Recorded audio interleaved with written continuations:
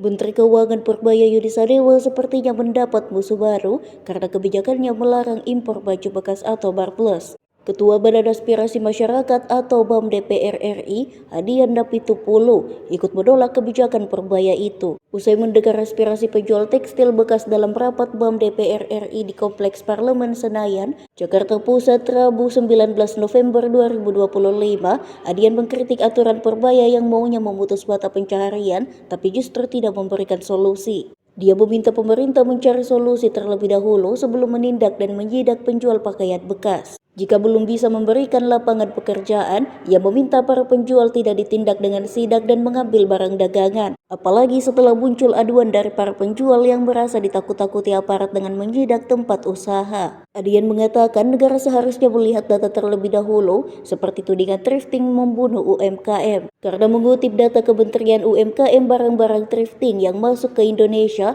mencapai 3.600 ton dari total 28.000 kontainer, yang membuat 784.000 ton tekstil impor ilegal.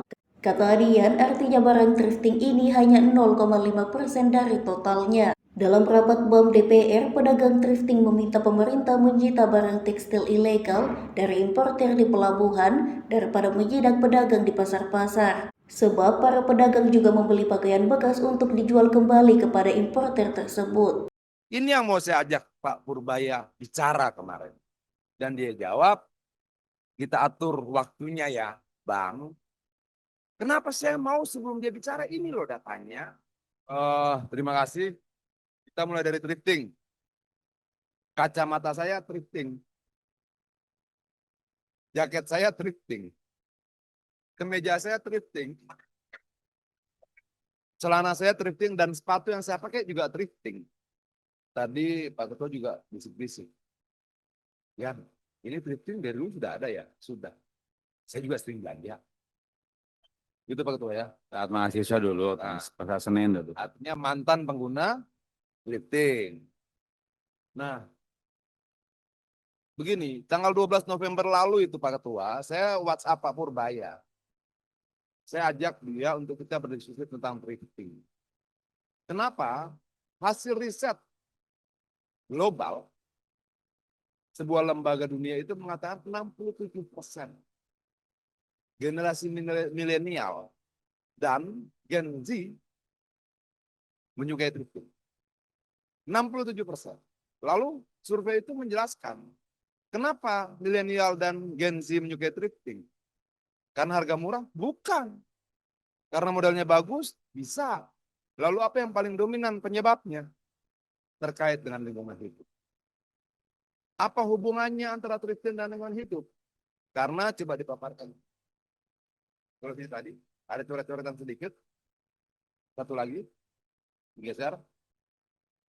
Ya, kebutuhan air bersih untuk industri tekstil itu satu celana jeans butuh 3.781 liter air. Ada pergeseran pandangan di generasi baru yang mungkin tidak ada di generasi sebelumnya, Pak Tua, bahwa kalau mereka beli baju thrifting, celana thrifting, itu bagian dari upaya mereka untuk menyelamatkan air bersih. Ini datanya. Satu kaos katun butuh 2.700 liter atau setara dengan 2,5 tahun satu orang minum air. Satu kemeja butuh 2.700 liter air juga. Dari awal sampai dia proses awal, penanaman, segala macam, sampai dia menjadi pakaian siap jadi, ini angka-angkanya. Jadi kalau kemudian generasi Z dan generasi milenial itu menurut risetnya 67% menggemari thrifting, salah satu alasannya ini. Artinya bahwa thrifting tidak kita bisa lihat sesederhana yang disampaikan oleh Pak Purbaya. Kalau kemudian kita bicara ilegal, ilegal. Tutup. Semua ilegal mau ditutup. Kalau gitu, kita tanya, menurut Undang-Undang Lalu Lintas, boleh tidak motor menjadi angkutan penumpang? Artinya kalau konsisten, ojol-ojol itu secara undang-undang tidak boleh. Itulah kita selama 14 tahun tidak merubah undang-undangnya. Sehingga kita selama 14 tahun, dalam tanda kutip sebagai sebuah negara Pak Ketua, bersepakat untuk melanggar sama-sama. Kira-kira seperti itu. Nah, kita geser lagi. Coba digeser lagi. Apakah yang impor thrifting cuma Indonesia? Enggak, ini datanya. Di Amerika tahun 2021 impor thrifting senilai 2,19 triliun. Ayo, Pak Purbaya perlu diskusi tuh sama teman-teman yang belanja di Amerika thrifting ini terkait dengan thrifting. Belanda impor thrifting dari negara lain 2,76 triliun. Rusia impor thrifting dari negara lain 2,184 triliun. Ini datanya jelas. Jadi tidak cuma kita saja yang impor. Jadi ada perdagangan dunia juga ketua yang saya tangkap. Belanda impor, Amerika impor, Rusia impor, Indonesia impor dan sebagainya. Nah, solusinya apa? Pertama pahami dulu problemnya. Problemnya apa terkait dengan lingkungan hidup? Industri tekstil itu menyumbang 20% kerusakan udara. Datanya ada, coba digeser lagi.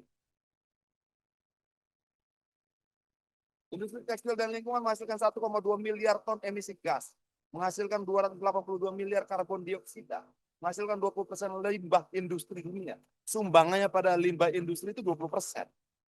Nah ini data. Ini yang kemudian terjadi pergeseran pemikiran generasi Z dan generasi milenial itu lebih tertarik thrifting. Dalam kepala mereka sepertinya begini. Kalau saya tidak bisa membuat air bersih, saya tidak akan buang air bersih. Kalau saya membeli celana jeans bekas, itu sama artinya dan saya menyelamatkan paling tidak sekian ribu liter air bersih. Kira-kira begitulah cara pandang generasi sekarang. Nah kita harus pahami ini. Kita harus pahami ini sehingga ketika kita sebagai regulator, pemerintah regulator, kita regulator dengan pemahaman yang komprehensif, kita bisa mengambil keputusan yang lebih mewakili keadilan di masyarakat. Oke. Kalau kemudian pajak, ini pajakin saya teman-teman keberatan. Ya. Kenapa? Karena kalau saya hitung, kalau pajak satu kontainer 20% dan nilai kontainer 2 miliar, itu cuma 200 juta. Tapi tanpa pajak, mereka dipungut lebih besar. Artinya ketika thrifting tidak dilegalkan sama saja, bisa dimaknai ketua dengan membiarkan pungutan-pungutan liar itu terus terjadi. Bagaimana kemudian agar pungutan liar itu tidak terus-menerus, negara ambil alih dalam bentuk pajak. Lalu bagaimana kalau misalnya kebanyakan? Enggak, thrifting ini segmented pasarnya. Pasarnya nambahnya kecil sekali. Kenapa? Mereka yang suka mode-mode yang berbeda.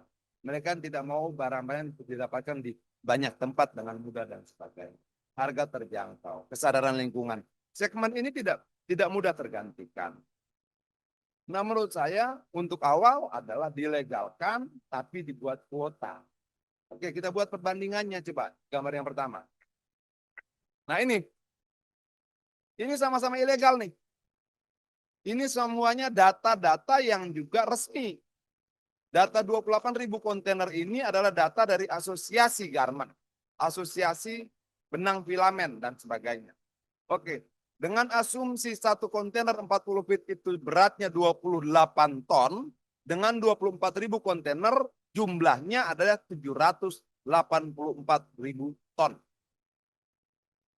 Ini ekspor tekstil ilegal dari negara Cina. Oke, lalu kita lihat impor thrifting ilegal berapa? Menurut Kementerian UMKM 3.600 ton. Lalu berapa sumbangsih ilegalnya thrifting? Perbandingannya impor thrifting itu hanya 0,5% dari impor ilegal tekstil dari Cina. Nah data ini dimiliki nggak oleh Kementerian Keuangan? Jangan-jangan Pak Menteri maksudnya baik. Tapi dia dengar data yang salah. Nah dalam hal inilah Badan Aspirasi Masyarakat ini di dalamnya teman-teman ada komisi 11, ada komisi 2, ada komisi 1, saya komisi 5. Jadi setelah kita rapat begini, teman-teman komisi 11 bisa pertanyakan pada Menteri Keuangan. Bisa pertanyaan pada Bea Cukai. Teman-teman dari komisi yang lain bisa melakukan hal yang sama, nanti disurati oleh Badan Aspirasi Masyarakat lintas komisi. Nah data-data ini menurut saya perlu kita bicarakan. Oke ini datanya nih. Oke. 700 kembali ke data terakhir. 784 ribu ton ini. Balik yang tadi. Ya. 784 ribu ton kontainer ilegal isinya tekstil. Masalah kita adalah kita tidak tahu tekstilnya apa. Apakah celana, apakah kemeja, apakah kaos. Data itu tidak ada. Oke? Tapi kalau kita asumsikan ketua, 784.000 ton itu kita asumsikan semuanya kemeja. Oke? Maka jumlah kemeja dalam tanda kutip ilegal yang masuk ke Indonesia itu totalnya hitungan saya 3.136 juta. 784.000 ton ini setara dengan 784 juta kilo. Coba kita cek. 1 kilo kemeja isinya antara 3 sampai 4 kemeja. Kalau begitu 784 juta kilo dikali 4 angkanya 3.136.050.000 kemeja ilegal yang masuk ke Indonesia setiap tahun.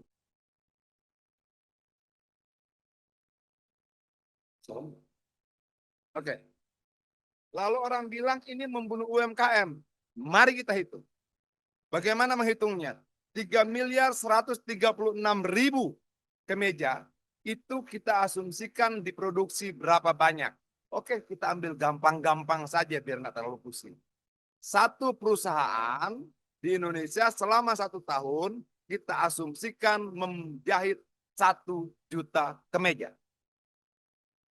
Kalau ada kemeja baru 3 miliar masuk ke Indonesia, berarti ada 3.000 perusahaan Indonesia tutup. Ini angka. Sebagian kita asumsikan karena minim data. Tapi bagaimana menjawab angka-angka ini? Itulah tugas negara.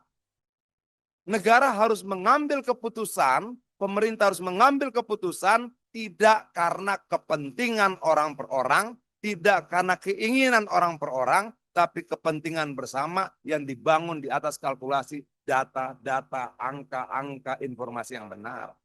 Ini yang mau saya ajak Pak Purbaya bicara kemarin. Dan dia jawab, kita atur waktunya ya Bang. Kenapa saya mau sebelum dia bicara ini loh datanya. Saya tidak mau kemudian apa yang dinyanyikan oleh artis apa itu.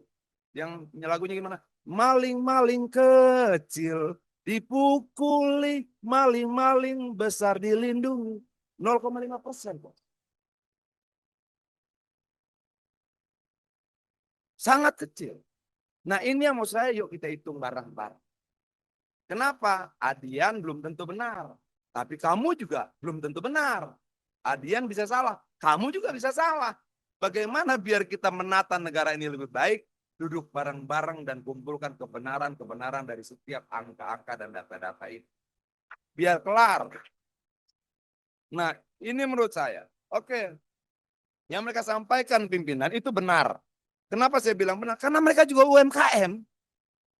Kenapa? Secara definisi, mereka memenuhi definisi UMKM. Modal sekian, jumlah tenaga kerja sekian, omset per tahun sekian, terpenuhi.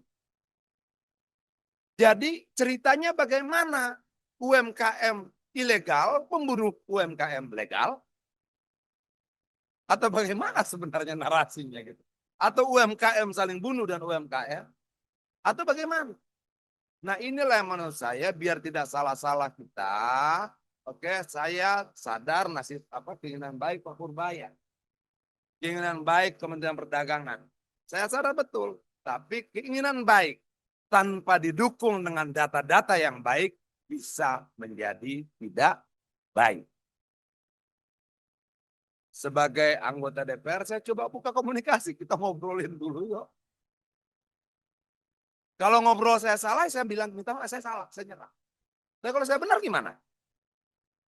Gitu loh. Kenapa secara garis besar tidak mungkin ada TKI, tidak mungkin ada pedagang asongan, tidak mungkin ada teman-teman yang berjualan thrifting ketika negara mampu melaksanakan amanat konstitusi, memberikan lapangan pekerjaan yang layak bagi kemanusiaan untuk seluruh rakyatnya. Karena negara ini gagal, lahirlah dalam. Karena negara ini gagal, lahirlah pedagang kaki lima. Mereka lahir bukan karena permintaan mereka. Mereka lahir karena negara gagal memberikan langkah-langkah konstitusional bagi rakyat. Ketika mereka mencari makan menjadi pedagang kaki lima, kenapa negara salahkan lagi?